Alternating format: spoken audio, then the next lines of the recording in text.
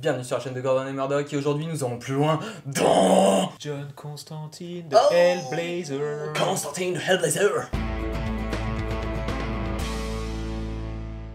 Constantine a été créé en 1985 par Alan Moore, ni plus ni moins. Bon, pour la peine de le présenter, je crois que tout le monde sait à peu près qui est Alan Moore, dans un numéro de Swamp Thing, la créature du marais. Il s'était inspiré visuellement de Sting, qui était une star du rock à l'époque. Qui est toujours, je crois, non Bref, plus tard, pour éviter des emmerdes juridiques, chez DC Comics, ils ont décidé un petit peu de changer son aspect pour pas avoir de soucis. À chaque fois qu'il apparaissait dans les pages de Swamp Thing, par exemple au tout départ dans l'arc American Gothic, c'était toujours pour annoncer des emmerdes pas possibles. C'est l'archétype même du personnage qui sait déjà tout, qui a toutes les clés, et quand il vient, c'est qu'il annonce des grosses emmerdes. Étant donné qu'il arrivait à point nommé comme ça dans les comics, il y a des gens qui ont voulu tout simplement savoir son passé. On a vu naître la série Hellblazer, voilà. En janvier 88, numéro 1. Jimmy Delano, sélectionné personnellement par Alan Moore. Donc Hellblazer allait devenir la série phare de l'univers de DC Vertigo, mais Vertigo n'existait pas encore.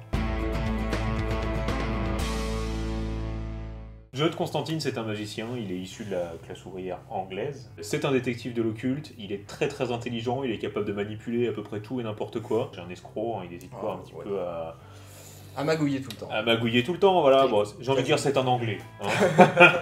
Un humour très noir, énormément de cynisme, c'est un petit peu un anti-héros, quoi. Alan Moore, c'était Sting, pour Jimmy Delano, c'était aussi Vicious des Sex Pistols, histoire de donner un petit peu le côté destructeur du personnage. Il semble très égoïste, la plupart du temps il agit purement dans son propre intérêt, mais il a un fond qui est quand même bon, il essaye de sauver l'humanité, de lutter contre les forces du mal. Il fait aussi partie d'équipes, notamment la Trenchcoat Brigade, toute une brigade de mecs en impair qui font de la magie, et la Justice League Dark qui s'est formée avec à peu près tous les personnages mystiques de l'univers d'ici, Zatanna, Swamp Thing. Tous ces personnages-là, c'est surtout qu'en fond, là on est toujours dans l'univers DC Comics, mais c'est les fondations de l'univers DC Vertigo. Sous couverte d'analyse surnaturelle, en fait, c'est un miroir de la société et de la nature humaine. Il affronte tous les trucs occultes, des démons et tout un tas de conneries dans ce style, mais au final, la plupart du temps, derrière tout ça, les responsables, c'est tout simplement des humains. Le parfait exemple, c'est lui. C'est un vrai salopard, il est très nihiliste, mais malgré tout, il tente de sauver l'humanité. Il fume club sur club, casse tout dans les bars, dans les hôtels. Sa compagne l'a bien compris et finit par le larguer parce qu'il comprend qu'il changera jamais.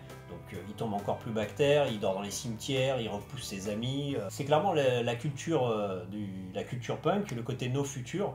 Et en même temps, c'est justifié parce qu'il finit par choper un cancer du poumon, ce qui était assez rare quand même dans l'univers des comics. C'est pas dans un monde de super-héros avec des gens collants qui volent qu'on voit ça assez souvent, quoi. La pire personne pour lui, c'est lui-même en fait. Il sait clairement son cancer, il le doit qu'à une personne, c'est à lui.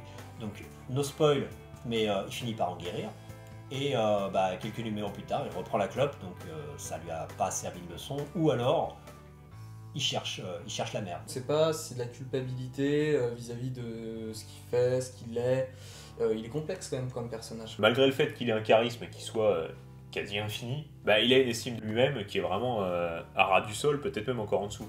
Et c'est un point vraiment accentué dans le cycle d'Azzarello sur Constantine, puisque Constantine va se retrouver à finir en prison, il va être content d'être en prison parce qu'il sait qu'au moins en prison il fera de mal à personne. Toutes les personnes qui traînent autour de lui, il finit par leur arriver des merdes, et du coup, il finit par ne fréquenter plus que des pervers ou des salopards, comme ça il se dit s'il leur arrive quelque chose... L'univers dégueulasse qui est autour de lui, il estime qu'il en fait partie, donc il se vautre un peu dedans. À force de traîner dans la merde, on garde l'odeur. Et le goût. Constantine, c'est vraiment un personnage, voire le personnage le plus marquant de DC Vertigo, puisque lorsque le label donc DC Vertigo a été officialisé, c'est au travers d'un numéro de John Constantine. À croire que du coup, ils ont attendu l'anniversaire de leur personnage pour lancer le label Vertigo. Donc c'est dans le numéro 63 pour fêter les 40 ans de John Constantine. C'est un hard comics où le personnage vieillit en temps réel. Et du coup, numéro 300 qui marque la fin de la série, John Constantine a 60 ans. Constantine et Sandman à l'univers Vertigo, ils ont autant d'importance que Batman et Superman à l'univers DC classique.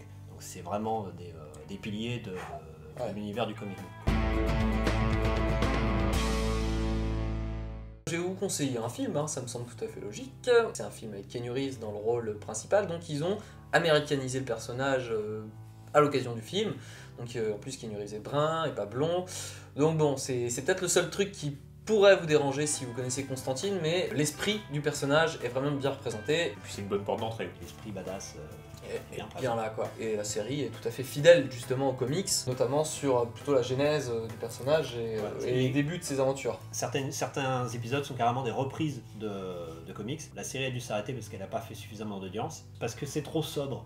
C'était trop ça, donc ça a été annulé Donc certaines aussi. personnes se font chier en regardant cette série, par exemple. Voilà. Et c'est la meilleure série de tout l'univers d'ici.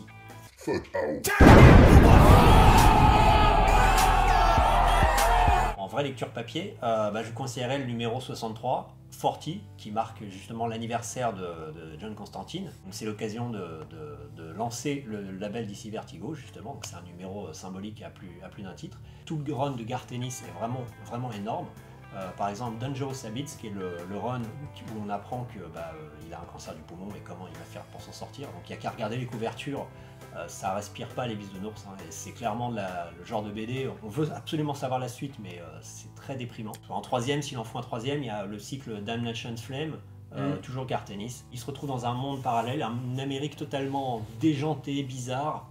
Il est piégé et il côtoie notamment le fantôme de JFK qui fait un petit bout de chemin avec lui, donc du coup avec un gros trou dans la tête. On vous rappelle que tous ces conseils de lecture, vous pouvez les retrouver sur le site de Capitaine Blurg. Elite Comics. Elite Comics, on vous mettra le lien dans la description. Et il y a plein d'autres titres évidemment fabuleux, choisis avec soin. Bonne lecture. Maintenant les gars, c'est à vous de jouer. On va vous proposer 3 personnages qui vont potentiellement être traités dans le prochain Plus Loin Dans. Je vais vous proposer The Mask. Pour rester dans les magiciens bien badass, on va prendre Victor Von Doom, connu sous nos contrées sous le nom de Fatalis. Et moi je vais prendre un mec qui a un petit QI, tout petit, vraiment. Le mec pas très futé quoi. Red Richards. Il vous reste plus qu'à commenter pour choisir celui que vous voulez. Celui qui aura obtenu le plus de commentaires sera dans le prochain Plus Loin Dans. On vous dit à très bientôt. N'hésitez pas à mettre des commentaires si vous avez aimé, partagez la vidéo, vous abonner, allez vous faire enculer, tout ce que vous voulez. Tout ce que vous voulez et vous pouvez même lécher une vitre. Bisous. Salut.